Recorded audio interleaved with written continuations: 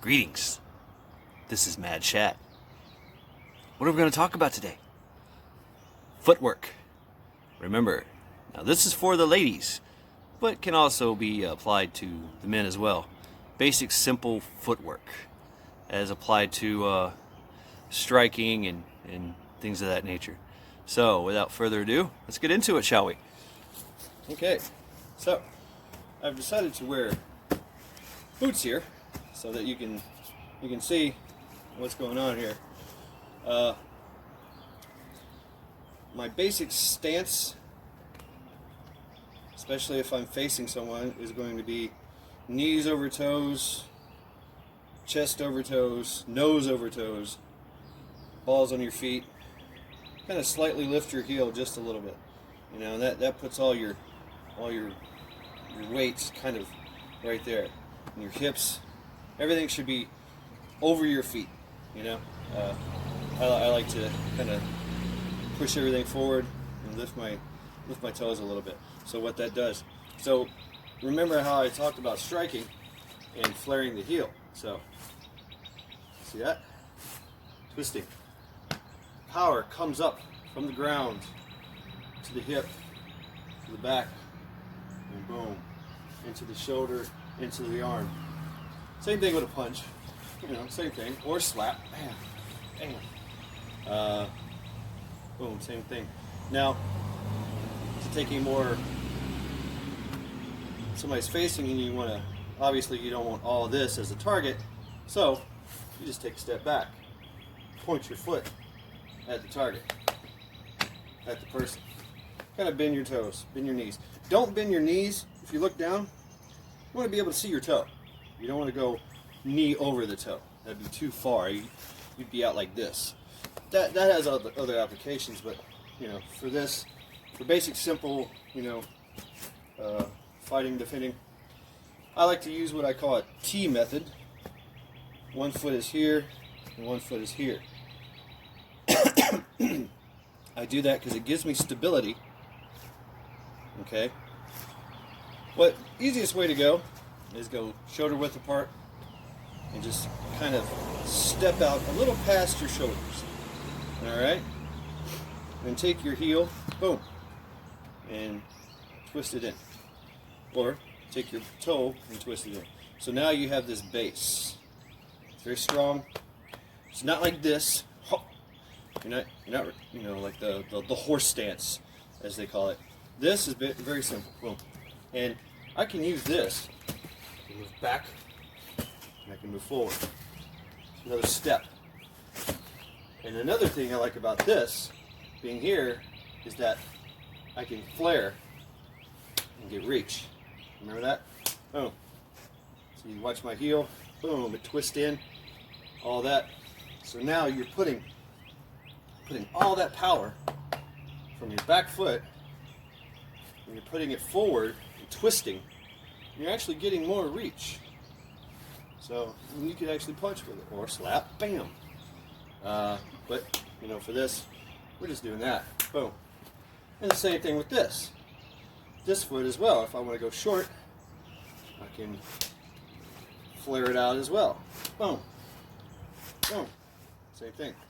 You know, or a hook, you know, the hook, boom. That's basic boxing, you know, bam, bam. And then you go to boom, boom, and then flaring everything out. That puts your body and everything in the correct alignment so that you can strike. You can also move. So from here, moving as well, say there's somebody coming towards me, and I say, no. Back up. Stay right there. You know, if they move forward, I take this foot, come to here, take this back foot, and go back here. Same thing going forward. It's very simple, and it helps you to, if there's anything in the way, like I got a root right here, you know, I can feel that. You want to kind of graze your foot across the ground as you're moving to move anything out of the way. Bottle can, you know, beer bottles, freaking rocks, whatever, you know. That's a very basic simple stance, you know. And from here you could do a kick, boop, to the area, you know. You never really want to kick high, unless you're badass, unless you're a ninja, or you're, what's her name, Xu Zhang. Ooh, she kicks high, yeah, anyway. And from here you can also do a kick, boom, nice little front kick. That's a really good one. Or you can load up and really just boom right into the area.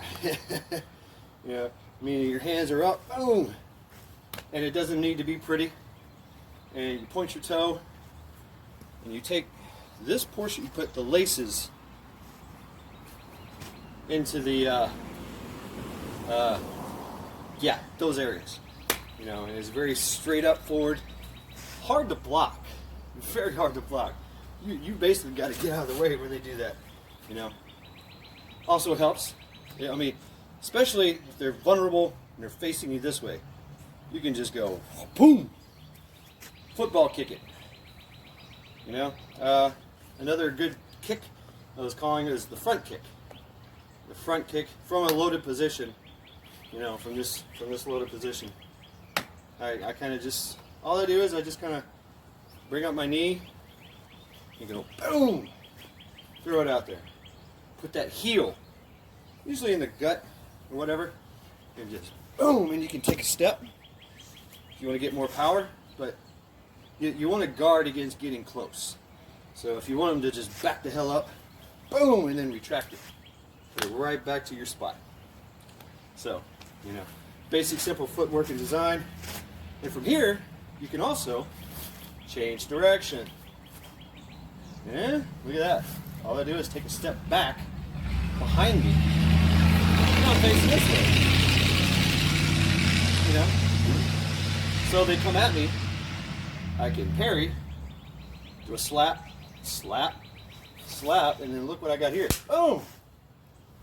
Since they're right here close at me, you know, or they grab. They do the grab on you. Oh no, you got me. Take a step back. Boom! Put that elbow on them. Boom! Put that elbow on them. Very simple stuff. Get a good base. No, back up. Leave me alone. I said, leave me alone. Oh yeah? Okay. Boom! So, basic simple stuff. Another good one, which women, you have the advantage here because you're usually wearing heels or hard heel boots or whatever you girls like to wear nowadays. A nice little trick is stomp right on the top of that foot. Right there. If you're wearing heels, ouch. You are nailing his foot to the ground. I mean, or just by the one foot. Boom. The forward foot, my left foot. Remember how I talked about guard your liver? Same thing. Boom. Put that heel right in there. Boom. You hit that foot. Boom. You can hit the other foot. Now he's nailed on both feet, and he's going to have a hard time moving. And you can just kind of, okay, bye, see ya. You might want to get that checked out there, buddy.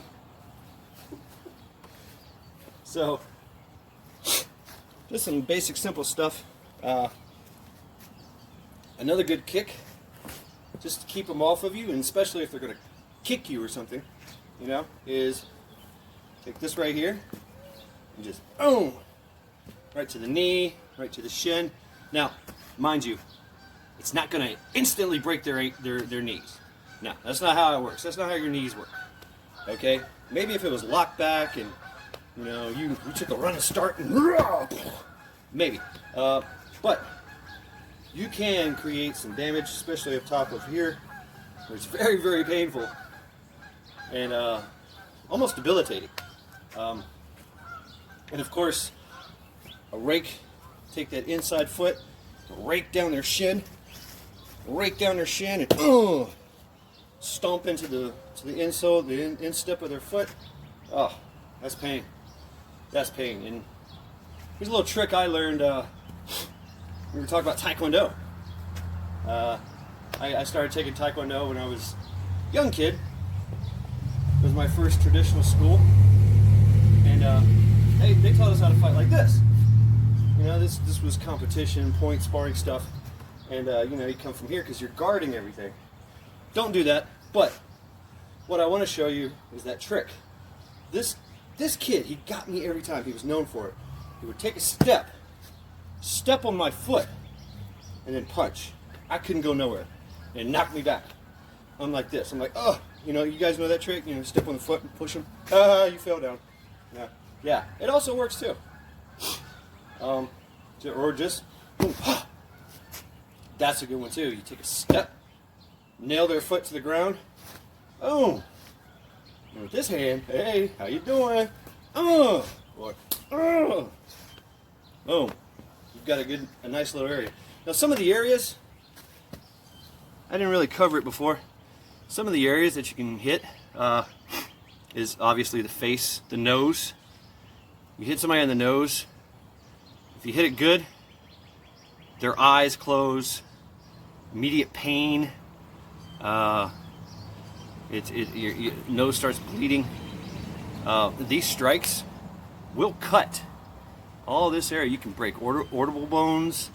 You can cut above the forehead, and water, and then blood starts dripping down the eyes, and you know they can't see. We've seen a lot of fights in MMA get stopped like that because they get cut from boom, forearm or elbow strike. So, guys, as well, you know, the neck. The neck, you can shock somebody with the neck. I mean, a good slap to the neck, or put that forearm, that cutting edge on the neck, and you can disrupt that blood flow for just a second, where it kind of shudders you. It's like, you ever taken, you know, you ever been slapped in the neck or hit in the neck or something? You get that, you know, that jarring effect. It will shock, and then you can go on from there. Another one is right here. Get your airflow, and you got your blood flow. You crush your trachea, which I've crushed my trachea before. It's not fun. I have problems for the rest of my life now. Every now and then it just slips out of place. That little, somebody did that to me. But a throat punch or a throat slap. Well, don't use the back of your hand, that stuff breaks. But a throat slap using the originating hand, flat of the hand, boom right here, you know, boom. Slap it up in there. That hurts. That hurts. And you put that elbow in there, you can right in the throat. Oh man. There's also, it doesn't work on a lot of folks. The way the pressure points thing works, everybody's thinking, oh yeah, you know, the pressure points. A lot of that shit don't work on me, and I've proven it to a lot of people. They've sit there and, yeah, you're going down now. Oh yeah, you know, yeah, that's it. No, a lot of it doesn't work. But this one right here, it's called the subclavicle notch. Okay, you'll see a lot of moves that involve like hooking. This I find very interesting, and it does kind of work. You just got to be careful about if it works or not, and if you do it right. But I take my two fingers, and you know, like cross your fingers. You got to make sure that your middle finger is on top, and your pointy finger is on the bottom. And so, and you do this. You can feel the power. And I take my thumb and I hold all this back. All right. You can feel the power there. Is if you take your middle finger and pushing your pointy finger, you stick it in that subclavicle notch. Oh, push in and down, and it's extreme pain. It's very extremely painful. It's a very visceral pain. You got a lot of stuff in here that, you know, the nerves get to, and you know, it's above your heart and above your lungs and all that. That subclavicle notch right here. Oh, it's brutal. It's brutal. So if you could get in there and boom, put it in there, it works well if somebody's on you and you just, you know, it's sometimes it works, sometimes it doesn't. I found that bigger men, this is very susceptible. The bigger men, bigger, beefy, brawnier men, their nerve endings are closer to the surface. skinny, wiry kind of people like me, it's kind of buried. The nerves are kind of buried. But I have found that this works pretty good. Oh, you can do it to yourself and figure that out. But yeah, just go push in and down, and yeah, you can drop most folks that way. Slapping and footwork, that all that does is that keeps you off of them, so you can get out of town, you can run, you can get to safety. That is your main purpose and goal. It's not to kill the target, okay? It's not to stop it. Your goal is to stop the threat so you can get away. All right. That's all I want to teach right now. I mean, later on, if you know you're dealing with and you're in a different role, then we could go over other stuff.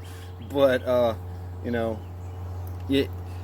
just doing an E&E kind of, having an E&E kind of combative mindset will save your life. It has mine many times. Being in many fights and with a lot of people around me, and everybody's trying to take a punch at me, and you know, remember this? Yeah, turtle defense. That works. It does. You know, and you see boxers. They cover up. Boom. They're covering up. They're protecting their temple, their jaw, all this. Another vital point, right here, underneath the nose. Take your little 2 fingers. Just take your 2 fingers. Put it on your mustache line, if you have a mustache, or right underneath your nose, and push back. Oh, not too many people can stop that. Not most people are. That is very painful. You know, your nose is a very sensitive area. I don't know why God or nature designed us that way, but yeah, you know, we protrude with our most sensitive parts forward. Makes no sense, but so little exercise I like to do, and so this gives me that nice base. I like to set into this. That heel flared out. You see it? I'll back up some more. So you know, right outside my shoulder width, you know, I set a little bit, and I boom. So that allows me to get that power and to drive. I can push off that back foot, that cocked heel propels you forward. You see a lot of that cocked foot in Taekwondo, fencing. Matter of fact, that's where Bruce Lee got it from, is fencing. Because these guys would fence, and they would lunge forward or lunge back. And so you're able to be more light and shifty on your feet. And so women, see, I always do that. The repetition. Women have that most of their balance is on the balls of their feet. You know, most women have smaller feet, and the hips are more proportionate, you know, bigger or wider proportionate, to give them a lower center of gravity. So using that biometrics of the female, women are usually more stronger in their legs, and you can use that to your advantage. Men are just big and brawny. Now, we've all seen the big guys, big monster men, but they got little bitty chicken legs. Itty bitty chicken legs, because they're you know, men are very upper body strength. So using these techniques to use your legs against them, you know, it's just basic simple stuff. Boom, getting forward. There's all, I call this is the shifting or sliding step. You know, it's very simple, and you can cover a lot of ground. You know, boom, I can shift up. Another one is the changing step. You know, I want to do this. This covers this covers a lot of ground forward and backwards. So what I do is, from here, if I'm facing this way, take both of my feet, put them together, and boom, I take a step back. That's all. That's all. And so I can kick, take that step. Say I want to stomp on their feet, you know, boom. And uh-oh, they're coming for me. Just pull my foot up, twist on your foot, twist on the ball of your feet. You know, years and years of doing that craziness, you know. I mean, Muay Thai goes through a lot, like the traditional Muay Thai. They do a lot of stomping. Korean Taekwondo as well. Boom, you know. So get a lot of power, and it's very audible as well. But footwork, basic kicks, you know, there's that too.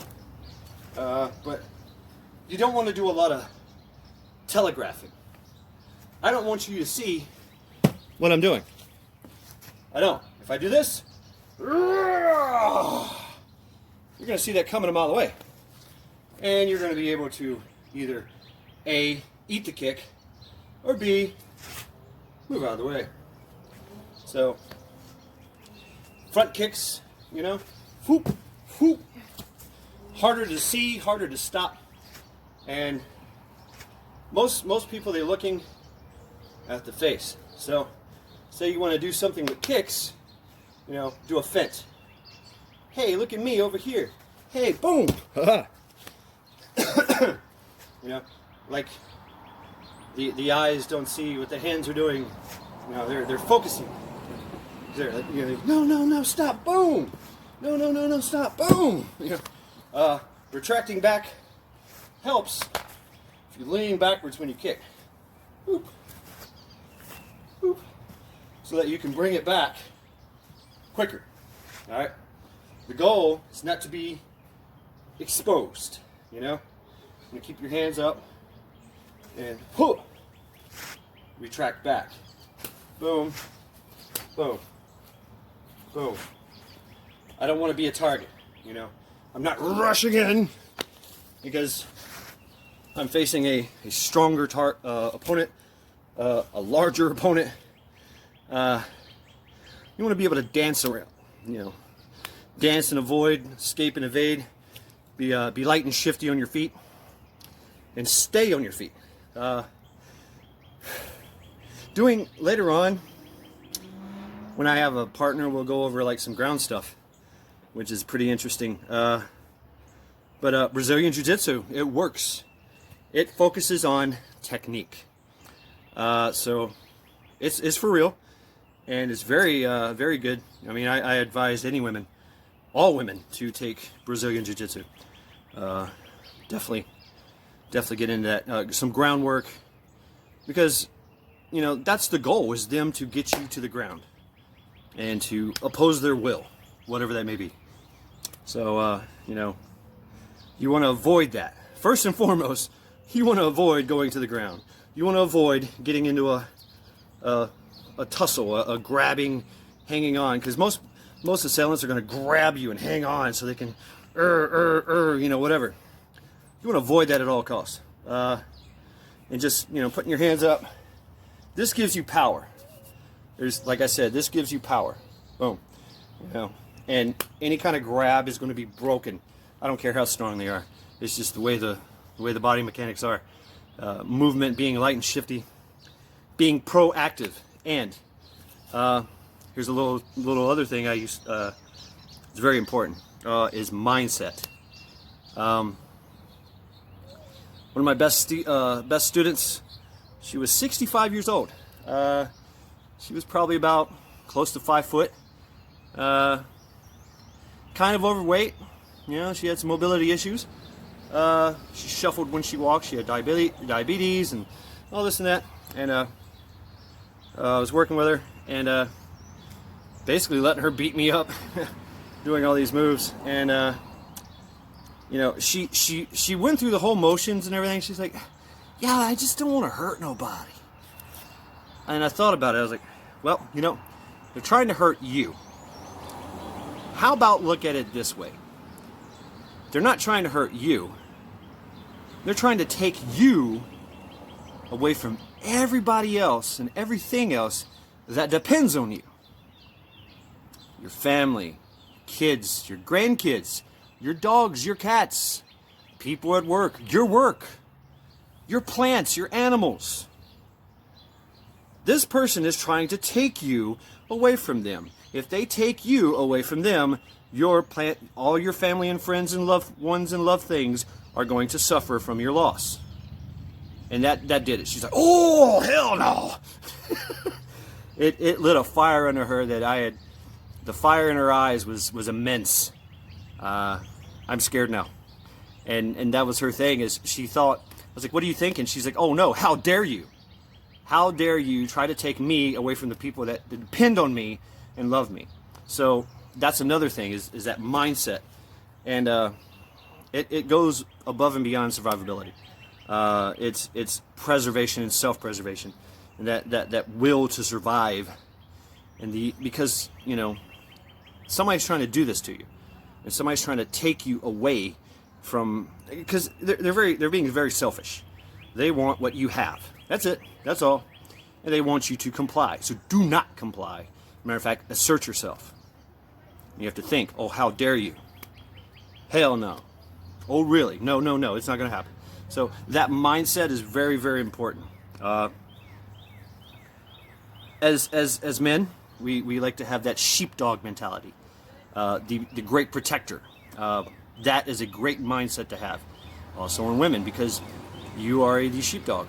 You are protecting. If the man is away, the woman is left to defend the home, or herself, or if she's out and about, you know, whatever.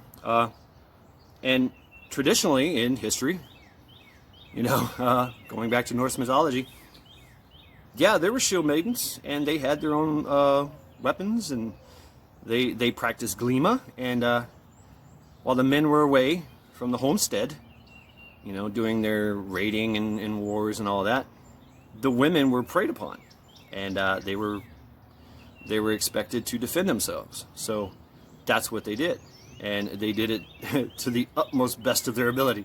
So there's a quote somewhere. I don't know it verbatim, but they were fighting a foe. The Norse were fighting a foe, and it was a chieftain against a chieftain, basically two Norse groups fighting each other.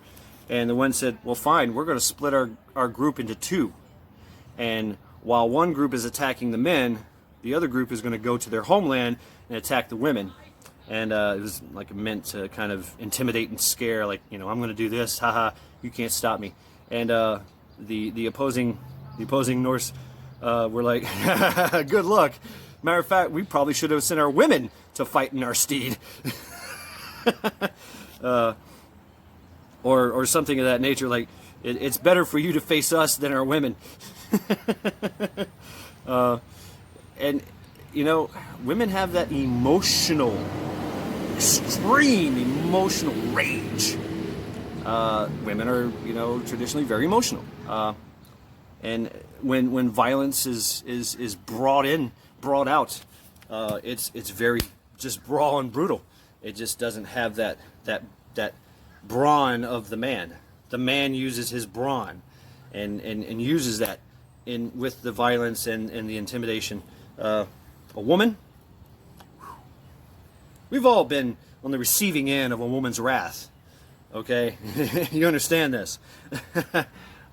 So it's good to call that up, to bring that into fruition, and bring that to bear.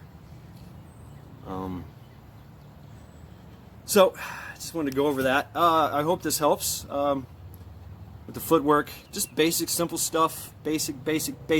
And that's the thing, is once you master the basics, you're a master. There's a good story. I love the old Chinese proverbs. This man, he wanted to be a master at Kung Fu. So he goes into the wilderness and he finds a master of Kung Fu. He says, Master, please teach me. Make me a master. And the master says, okay, great. It's going to take me 15 years, or it's going to take me 10 years to make you a master. And the guy's like, okay, great, great. And so, you know, they agreed, and usually there's a tea ceremony. So right off the bat, the master just just starts beating the hell out of the guy, out of the student. And he does this for 10 years. Just, I mean, like, the guy would be in the bathroom, you know, smack. Which, oh, you know, he would just attack him from nowhere. He would jump out of trees, just start beating the hell out of the student. Okay, I'm not saying do this, but close to 10 years, you know, the student and the master are fighting. They're fighting for a long time, and the student is like, Master, all you've done for 10 years is just whoop my ass. What the hell? I'm not learning anything. The master stops, goes, for the past 5 years, I have not been able to touch you. You have avoided every attack that I've thrown at you. You are now a master. And walks away. What? Not only did he, you know, make him tough by beating him down, you know, he also made him quick and able to avoid him. And so if you can't be hit, you can't be hurt. Very simple, huh? Yeah. So I'm going to leave it at that. I think I covered everything, right? Yeah, basically. Basic stuff. Yep. So, this is Mad Shad. And until next time, take care.